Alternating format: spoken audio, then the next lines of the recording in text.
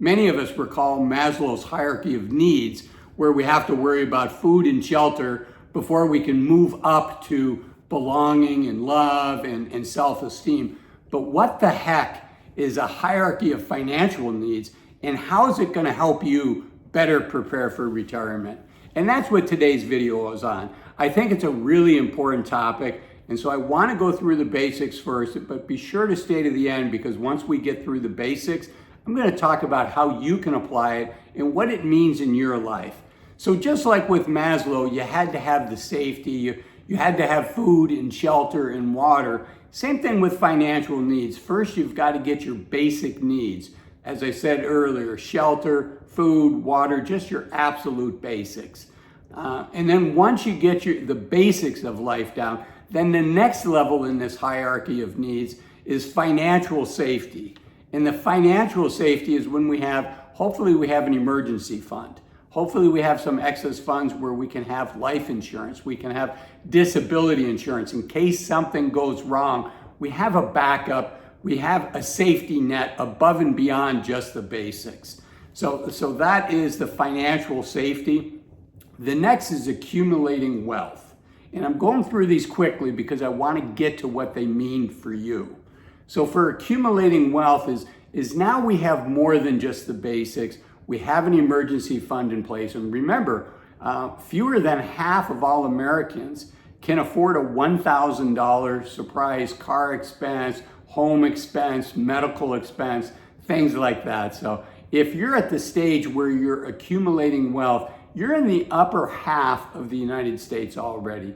And that's where you're starting to pay down your debt. Maybe you've got credit card debt. Really the high interest debt. Probably first would be credit card debt for many people. The next would be their car loans. So starting to pay that off, you're starting to put money into your retirement savings account, for sure into your 401k, up to your employer's match. If you work for a place that offers a match.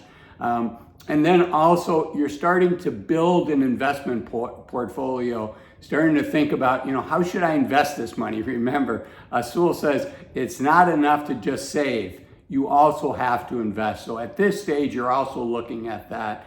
You're looking at the 3 buckets, not just having all of your money in a regular IRA or a regular 401k.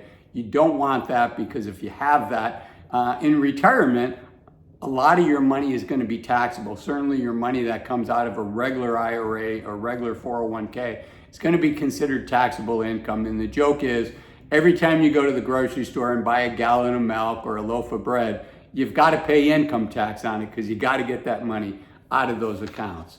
Okay, and then the next level is financial freedom. And this is when your investments are sufficient to pay your living expenses.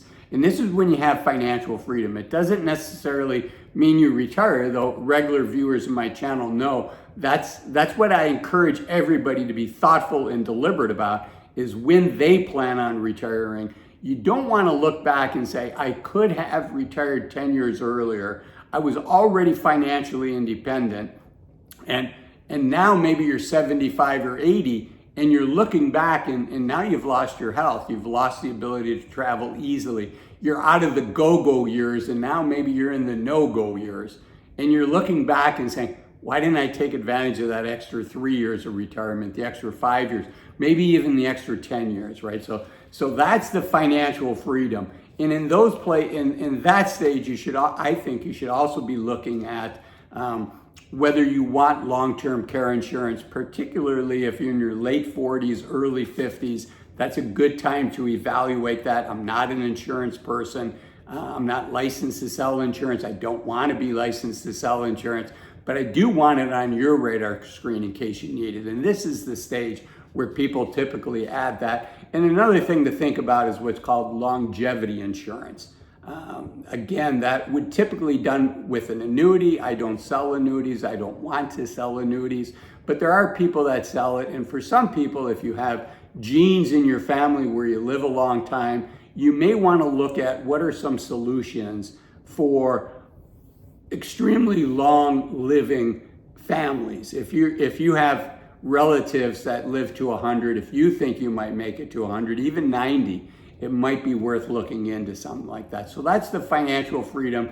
you have enough investments to pay your living expenses and also to consider things like long-term care insurance, and then longevity insurance. And really both of those, if you have children, are really a gift to your children, right? Because then they don't have to worry about these things on your behalf. Okay.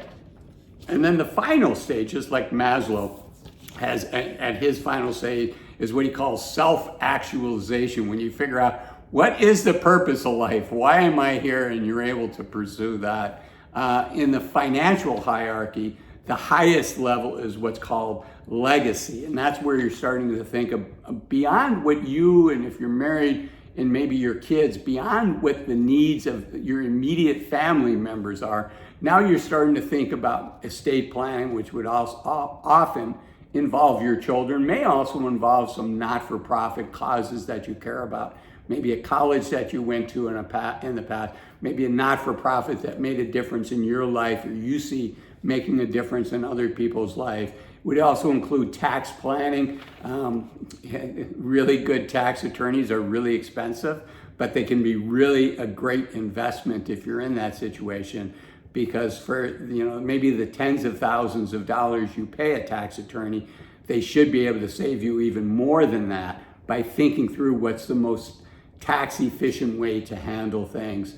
And then business planning. If you're a business owner, business succession planning. You never want to be a forced seller when you're selling any assets, right? And I talk about this in the public markets a lot. Sometimes when people get scared in the public markets, there's a crash, they become very fearful, either in the head or in the mind, in the heart. Either logically or emotionally, the toll of a crash becomes heavy. And they become the force that causes them to become a forced seller when the stock market is down. Same thing with succession planning. You don't want to be in a situation where you've waited so long to do that succession planning that now you're old and maybe your health has deteriorated. Maybe you've had a stroke or a heart attack and now you're kind of a forced seller. You don't want to be in that situation. And then finally, philanthropic goals is the highest level of financial hierarchy. So let me just wrap this up and summarize it. The basic level of financial hierarchy is when you do not have enough income to pay all of your living expenses, and either you need debt or you need somebody else in your life, typically parents, to help you meet those, food, shelter, things like that. And then you have financial safety, and that's when your income is sufficient to pay your expenses, but not much more. You can't build up an emergency saving. You certainly can't start thinking about retirement savings and things like that. So it's the third level, the accumulate wealth, where now your income is more than sufficient to pay your expenses, and you can think about accumulating assets, retirement assets, things like that. Financial freedom is when your investment accounts is big enough to pay your expenses. And then your legacy is really where you have more than enough money for everything that you and your immediate family need, and you start thinking about what do you want to do with this excess. So those are the 5 levels of hierarchy. I think folks that found this video interesting will also find this video interesting, which talks about what is the average income of retirees in America. Thanks for watching this video, and I'll see you in that one shortly. Bye-bye.